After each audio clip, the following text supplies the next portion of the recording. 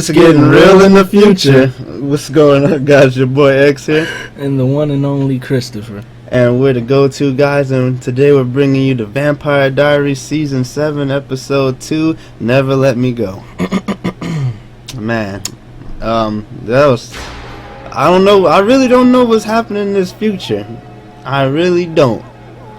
Like the damn Terminator, hunters, something. Somebody's hunting them people, and I want to know who now. I want to know now. Yeah, right now. We got a lot to talk about. Hopefully this video don't be too long. But we start off 3 years in the future again, like last episode. But this time we get Caroline, who's a news anchor right now. Yep. And her, whatever you want to call it, agent, side person, he just says you have a call from your fiance. They don't say his name or anything, but you're guessing it's Stefan. Yeah, he's guessing it's Stefan. To which she replies to the guy, he says that he wants to know if, he wants to know what her schedule is like. Yeah, before the wedding, because he wants to make plans to go back to Mystic Falls.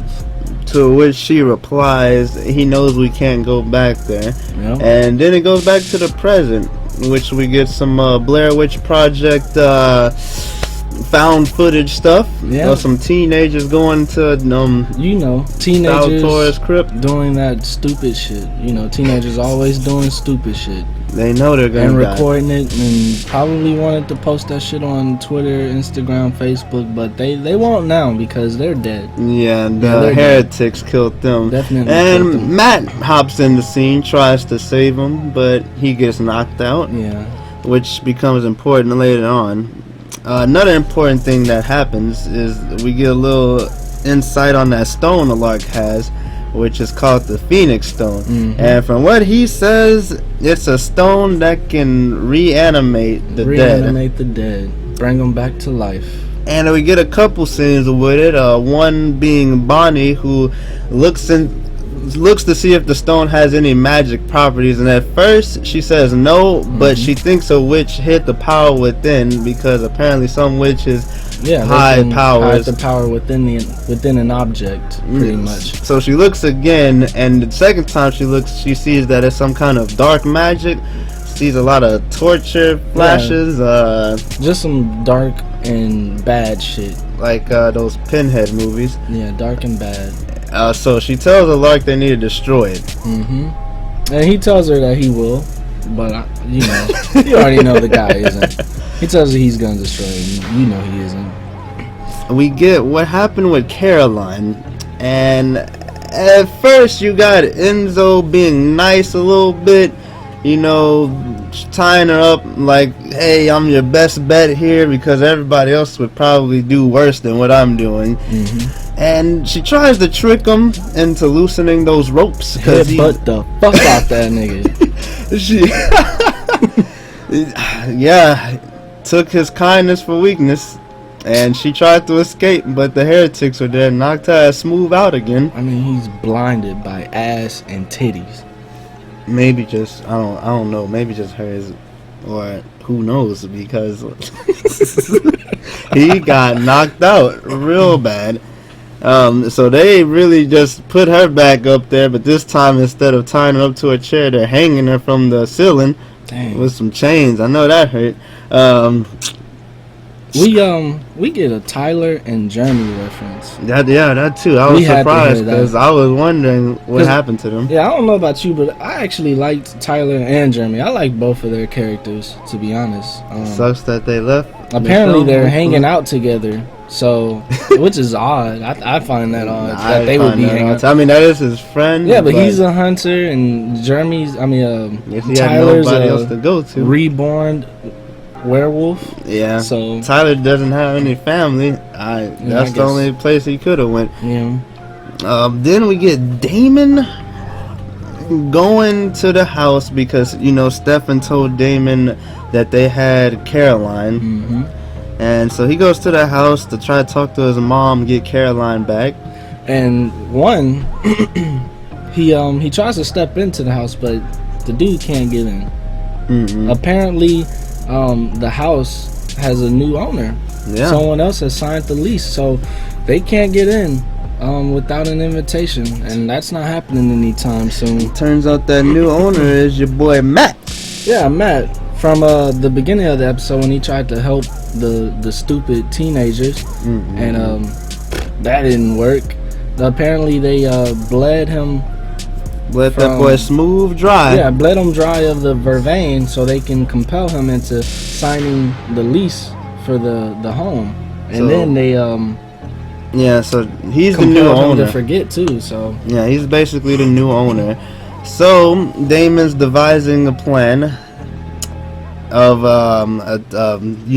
he goes in one way, Stefan goes in one way, and Bonnie needs to kill Matt yeah, she needs to for the contract to break. Yeah, and in order for the contract to break, the person has to just die once. So she says she's gonna stop his heart for about 10 seconds, and then she'll bring him back, and they'll be able to go into the house whenever. So pretty much while the family is at the funeral, about to bury the dead guy that we don't care about. They're about to bury him. Oh, Enzo's the only one protecting Yeah, he's the only Caroline one at the house. moment. And so Damon and Stefan are there to rescue her. Yeah, but going back to Matt, while Bonnie, the way she kills Matt is does some magic to stop his heart. But while she's doing that, she gets visions again of, I don't know if it was from the stone or of something. I think it was from the stone, the visions from the stone earlier, but this time we see that the bodies have those X's on them again. Yeah, the same X's that Stefan had carved into him, carved into and himself. that one heretic, the black guy, that doesn't speak. So this is getting real interesting as of who this person is that's just carving. Because it has to be I'm feeling like it's somebody we know, but at the same time it seems the Phoenix Stone might have something to do with this person, because she's getting visions of X's from the stone. Can it be Kai? I don't think, because it was a woman, obviously. They need to bring Kai back. Yeah, they do, but you know what? I'm gonna wait to the end to tell this. Okay. I'm gonna wait to the end. Oh. But after that, we get Damon and Stefan. We get Damon and Stefan at the house where Enzo opens the door. So they have a little back to back, him and Damon actually steps through the door. When he stepped through that door, I was like, shit, this nigga Enzo, I'm sorry, snap this man's neck. Snap his neck. Because Enzo, he had that look like, man, you can't even come into this house. And yeah, Damon proved you wrong. And so he steps in the house, they have a little conversation, and Enzo pretty much tells him that they're going to go bury that guy's body in the Salvatore crypt, which is where Elena's body is. And so he pretty much leaves Stefan. Yeah, Damon just to go leaves go that there. boy. Sorry. So we get Stefan upstairs trying to free Caroline, which I forgot earlier. Valerie, because at first, at the beginning of the episode, Valerie goes up there to Caroline and sees how they're treating her. So she's all like, I can help you. So she places a spell on Caroline's body. So if anyone touches, if a vampire touches her, I'm assuming, her body burns like as if it was vervain. Yeah, but it burns them. It doesn't burn her. Right. So when Stefan's there trying to free her, he touches her and he's like, oh man, what happened? He tells her that, she got put under the spell. And so he goes and grabs a jacket. To which then the house starts shaking, and Stefan gets thrown out that motherfucking window real quick. That was actually a pretty good scene. I mean, like, it really started to look like an earthquake was happening. And Caroline was going down them stairs like... Yeah, she just started flying down the stairs. Stefan flew the hell out the window and shit.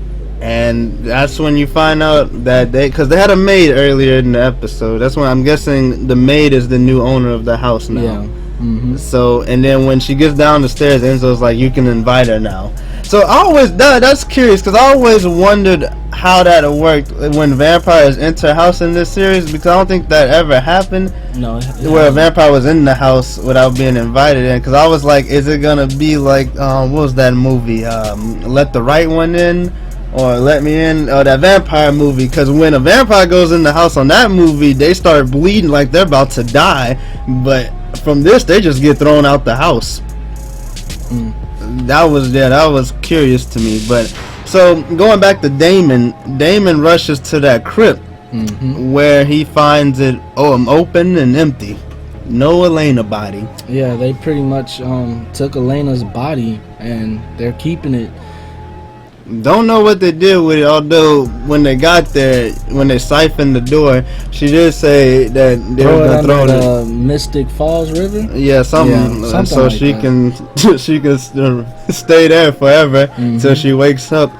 So, but she doesn't know. Yeah, he doesn't know where the body is, and the mom comes. They have a little conversation. And earlier they had a conversation about when he was a child, how he can take beatings for something, but when it comes to when something that he loves is took from him, that's when he gives in. And Damon basically says to her that Elena isn't a toy, because he used to love toys. And when those took from him, that's when he gave up the information. So he said Lena's not a toy, and she said that her heretic wasn't. What'd she say? Wasn't a vase. Right. Yeah, because the story was that he broke a vase when he was younger, and his dad would whoop him. Asking him, did he break it? And he would never say that he did. And so he would just whoop him, and Damon just wouldn't cave in until one day the mom just saw him playing with these soldier toys, and they just realized, that was his weakness. And when he came home one day, his room was just completely empty of toys, and right then and there, he confessed to pretty much everything he's done. Like when your mama take your PlayStation away. Take the cords and everything. My mom tried that one time. It didn't end well for me. So Damon gets mad, and it looks like he's about to attack her, but all the heretics are there, obviously. And he can't do anything. But he asks her what he can do. And so basically, he makes a deal with her. I don't know exactly what they did with. I don't understand the deal, to be honest, because she said something about for him to be as far away from Mystic Falls as possible, but I don't think I remember him saying what they was gonna do with Elena's body. Yeah, they didn't say, but which was weird. Yeah. So he has to be as far away from Mystic Falls, and he pretty much comes up with this plan that he will be far away, but he'll actually be looking for Oscar, which is the other heretic that's hasn't been shown in the episodes yet or anything like that. So he plans on going to go look for him to hold him for ransom, and they could just make a trade for Elena's body and for Caroline too. Right. And going back to a Lark, man, the boy.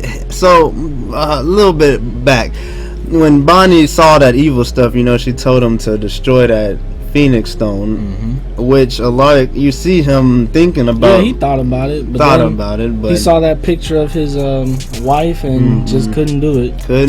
Doesn't have the stones to and do it. he goes to where her body is. It seems like he starts to open her. Was that her? Yeah, he was starting to open up the door in which her body is in. Yeah. But there's a body, someone else's body on a table in the morgue, and he pretty much puts the stone on the dead body, and it comes back. It starts to move. Yeah, his hands start to move. So he's like, oh yeah. Like the boy was gasping for air, but he took the stone off the body and it goes back dead. Back to dead. So I'm assuming you have to keep the stone in order to stay alive. Now, by that logic, I'm wondering why he doesn't just bring her back now, or maybe he's starting to realize this is a bad idea. Shit, I don't know, but I'm pretty sure we know he's gonna bring her back to life, unless Damon or Oscar, because Oscar's looking for the stone. That's what he's off doing. So unless he finds the stone, that's true. But so going to Caroline once more, because this was a very important scene right here. She's back in that room hanging. Well, no, they're not hanging her this time. They're just letting her free roam. Yeah. Wow, one of the heretics, forgot her name, but she basically throws Stefan's diary to her. Yeah. Says you might want to take a read at what was that 18 shit, 18 something, yeah. 18 something. Cause she's pretty much like telling Caroline, you think Valerie was helping you for a good reason, and you think Valerie's the good one, but really Valerie's the worst of all of them. Yeah. And so she throws Stefan's journal, and then when Caroline starts reading it, it's talking about how Stefan actually met Valerie one day and thought she was like the beautifulest girl in the world. So they have history. Yeah, I'm guessing that must have been his past girlfriend or something. Something. So what I'm guessing from all of that is Valerie must have put this spell on her, so Stefan won't be able to touch her ever again. Yep. Damn. That's what I'm getting from that, which is really messed up. Now you can really put those pieces together, and you're like, wow, yeah, she is the most evilest, because that's the worst thing. It's good. Not being able to touch your loved one. That doesn't add up to what Kai did. Okay, yeah, Kai. And Elena. Yeah, sure, death is bad, but not being able to touch your loved one forever. I mean, I'm wondering if they can find a witch that can break that spell. But I don't know. That was kind of messed up when you find that out. Yeah. But in the last part of this episode, oh man, you go back to the future now. Like it seems like we're just getting so many twists right now. We go back. Yeah, and we go back to Caroline 3 years into the future, and her assistant tells her that she also had another phone call from Stefan. Boom. So there you go. Bam. You know, at the beginning you're thinking that her fiance, the guy that she got married to, was Stefan, but it's not. So he says that another guy named Stefan calls, and she says she doesn't even want to talk to him anymore. So and that she doesn't even want to hear that name anymore. And he's like, okay, and she's walking away. She turns her back on him and walk away, and that's when you see this boy got assassinated. Like a stake just comes and hit this man in his neck fast. He probably wasn't even a damn vampire, and he got killed. I feel sorry for him. And after that, she turns around and sees it, and next thing you know, whoop, bam, stake to her stomach. And I don't know if she's dead. Probably not. Probably not. Man, that's crazy. So from what we got from that ending, Stefan must have did something real bad to where she's not even friends with the man anymore. And what I'm guessing is, if I could guess somebody that she's about to marry, I would guess Enzo. If it's somebody we know, maybe. Enzo? I'm gonna guess Enzo, because Enzo has like some kind of thing for her, right? Yeah. Maybe it's Enzo. I'm thinking that. Although, going back again, man, this is about to be a long ass video. Going back again, I forgot that scene where Enzo's talking to Stefan and Damon's mom, and you know he's telling her why he's there, and he says for her, and the way he does it was kind of weird because he grabbed her hair and did a little twirl and stuff. It was kind of like in a sexual way. So I'm thinking, does he like love her? He probably do. He trying to get some old cougar. Pussy.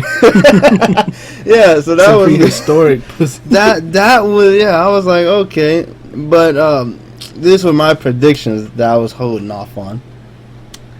The person shooting everybody with these X's, I'm thinking maybe, I'm probably gonna be wrong, but maybe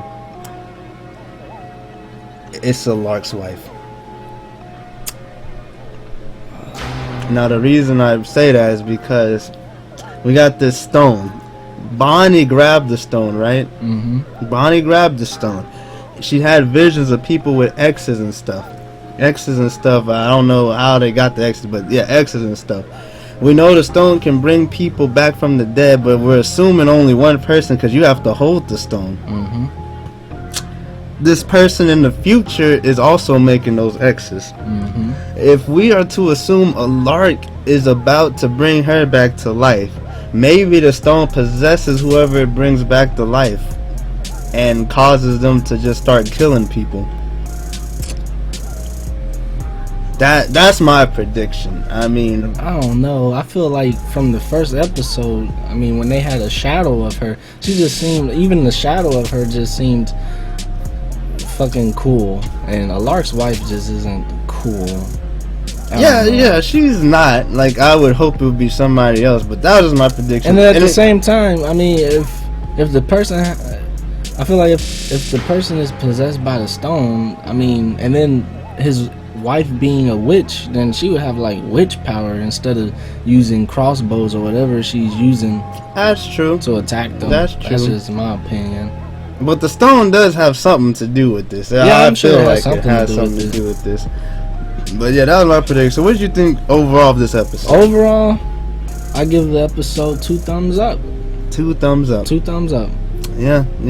I too give this episode 2 thumbs up. It's like it just keeps getting better and better. Like I kind of just want to fall asleep and not wake up until next Thursday. I don't know what I'm more interested in, these heretics or what's happening 3 years in the future. It's like I'm getting 2 stories in one. Yeah, you're getting pulled from both sides, to be honest. Man.